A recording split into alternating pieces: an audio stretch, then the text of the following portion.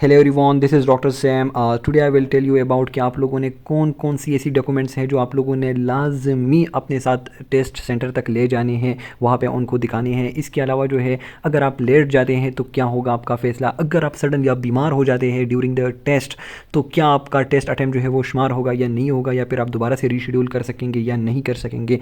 ठीक है, तो ये वीडियो बहुत ज़्यादा इंपॉर्टेंट है और आप लोग किस तरह एग्ज़ाम अटैम्प्ट कर सकते हैं, आपका अटैम्प्ट कैसे होगा, each and everything related to the test आज मैं आप लोग को बताऊंगा। And this is very important. और ये जो पॉलिसी बनाई गई है ये बिल्कुल पीएमसी की तरफ से बनाई गई है और उन्होंने वाज़ेह तौर पे आप लोग को बताया कि ये डॉक्यूमेंट्स अपने साथ लाजमी ले आए। अगर आप नहीं लेके गए तो फिर आपको जो है बहुत ज़्यादा परेशानी का सामना होगा, आपको एग्जामिनेशन के लिए नहीं छोड़ेंगे। सो इस वीडियो को देखें। और लास्ट ईयर बहुत सारी ऐसी केसेस आई थी कि स्टूडेंट्स रो रहे थे एग्जामिनेशन सेंटर के बाहर, लेकिन उनको छोड़ा नहीं गया। तो please please take it's very serious, इस चीज़ को बहुत ज़्यादा सीरियसली ले लें। इस वीडियो को देखें और ये जो डॉक्यूमेंट्स है ये अपने साथ तैयार रखें। ठीक है, इसके अलावा अगर आप लेट बिल्कुल भी मत जाए, बिल्कुल टाइम पे जाए, वो सारी चीज़ें जो मैं आप लोग को बताऊंगा। ठीक है, द वेरी फर्स्ट थिंग। अच्छा जी, फर्स्ट पॉइंट क्या है, candidate must ensure to reach the test centre as per the time and date mentioned in his her roll number. ठीक है, आपके टेस्ट रोल नंबर में जो भी डेट और टाइम है आप लोगों ने वहाँ पे पहुँचना है, बल्कि उससे आधा घंटा पहले पहुँचना है। ठीक है, अगर आप लेट हो जाते हैं 30 मिनट या इससे ज़्यादा, ठीक है, due to extreme emergency the candidate, अगर बहुत ज़्यादा भी इमरजेंसी है और आप 30 मिनट भी लेट हो गए, the candidate will not be allowed to sit in the exam. तो आपको जो है एग्ज़ाम में बैठने नहीं दिया जाएगा। तो ये बात आप लोग पहले से ही सुन लें कि अगर ट्रैफिक का इशू है, आने जाने का इशू है, तो पहले से आप लोग टेस्ट सेंटर के करीब ज़रूर आ जाएं, क्योंकि अगर आप 30 मिनट से ज़्यादा लेट हो गए तो आपको अंदर नहीं छोड़ा जाएगा और ये आप लोग को पहले भी बताया गया है। ठीक है, इसके अलावा द सेकंड थिंग है मैंडेटरी रिक्वायरमेंट्स की कौन कौन सी चीज़ें जो है वो बहुत ज़्यादा रिक्वायर्ड हैं। अच्छा जी, मैंडेटरी रिक्वायरमेंट में आप लोग के पास सादा सीधा अल्फाज में लिखा है कि please bring your original identity, ठीक है, डॉक्यूमेंट, यानी कि ओरिजिनल आइडेंटिटी डॉक्यूमेंट में आप लोग के पास क्या आता है। अगर आपके पास CNIC है तो अपना CNIC ले आए। ठीक है, अगर वो नहीं है तो पासपोर्ट भी आप लोग दिखा सकते हैं। इसके अलावा POR भी है, इसके अलावा फॉर्म B भी है या NICOP भी है। ठीक है, तो आप लोगों के पास जो मोस्टली कैंडिडेट हैं उनके पास CNIC होती है। अगर CNIC नहीं है तो फॉर्म B आप लोगों के पास लाजमी होनी चाहिए। फिर ये दोनों चीज़ें आप लोगों के लिए बहुत ज़्यादा इंपॉर्टेंट हैं। ठीक है, अगर फॉर्म B भी नहीं है, CNIC भी नहीं है, तो आज आप लोग जो है किसी न किसी तरीके से कुछ करके अपना कार्ड बनाए। लेकिन कार्ड लाजमी नहीं है, CNIC से फॉर्म B से भी हो सकता है। ठीक है, क्योंकि आप लोगों ने जब एडमिशन किया था, रजिस्ट्रेशन की थी, उसी वक्त जो डॉक्यूमेंट्स आप लोगों ने प्रोवाइड की थी, तो अब आप लोग को उसकी ओरिजिनल जो है कॉपी, अपने ओरिजिनल जो आप लोग के पास फॉर्म है तो वो आप लोगों ने ले जाना है फॉर्म B का। या अगर CNIC कार्ड है फिर तो कोई इशू नहीं है। ठीक है, इसके अलावा जो है plus hard copy of the Covid vaccination certificate. आप लोगों बहुत ज़्यादा स्टूडेंट इस चीज़ को लाइट ले रहे हैं कि यार अगर मेरे पास कोविड की वो वैक्सीनेशन सर्टिफिकेट ना हुई तो कोई मसला नहीं है। यार बहुत ज़्यादा मसला है, अगर वो आप लोग को नहीं छोड़ेंगे तो फिर आप कुछ भी नहीं कर सकते। तो प्लीज़ प्लीज़ आप लोग, अगर वैसी भी बन सकती है, अगर आप लोगों ने मतलब दुकानों में बन जाती है ना, तो आप लोग अपने लिए पहले से कोविड वैक्सीनेशन करें। ठीक है, अगर नहीं किया है तो भी आप लोग बना सकते हैं, बाज़ारों में वैसे भी मिल जाते हैं। लेकिन इस चीज़ को ज़रूर बहुत सीरियसली ले लें। तो अपनी CNIC कापी और कोविड वैक्सीनेशन सर्टिफिकेट, ये दोनों चीज़ें आप लोगों के साथ होनी चाहिए मैंडेटरी रिक्वायरमेंट्स में। ठीक है, no student will be allowed to still in the exam without identity verification with the corresponding original documents and covid vaccination certificate.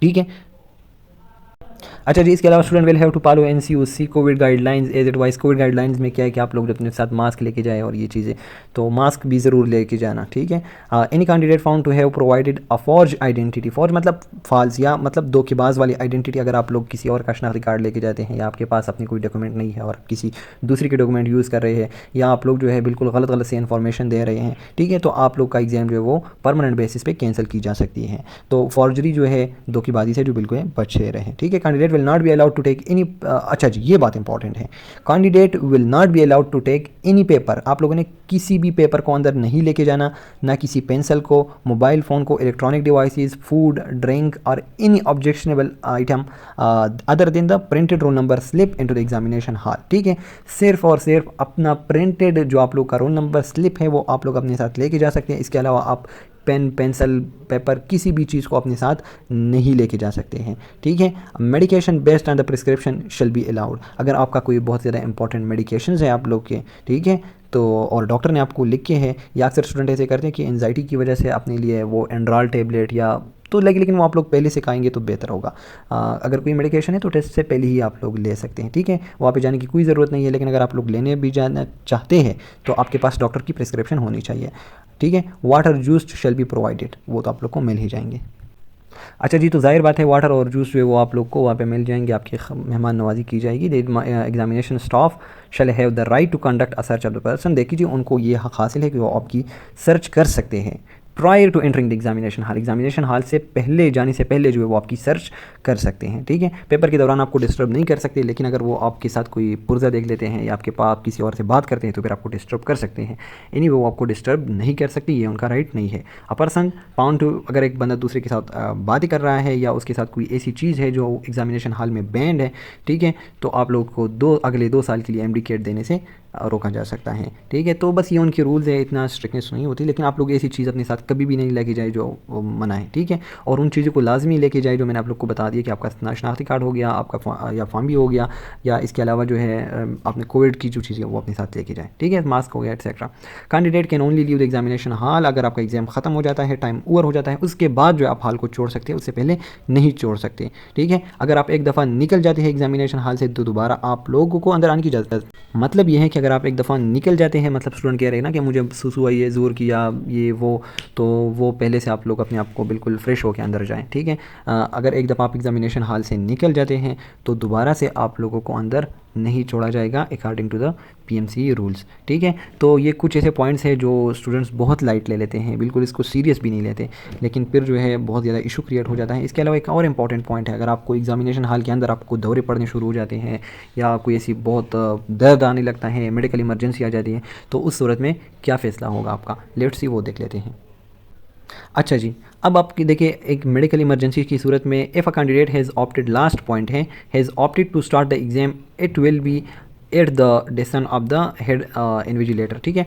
अब देखिए जी यहाँ पे सारा जो इख्तियार है, अगर आपको मेडिकल इमरजेंसी आती है सीरियसली, तो वो हेड इन्विजिलेटर के हाथ में है कि वो आपका पेपर जो है कैंसिल कर देता है, आपका अटैम्प्ट जो है वो शुमार कर देता है, या वो आपको ये भी चांस दे सकता है कि आपका एग्ज़ाम जो है रीशेड्यूल हो सके, ठीक है।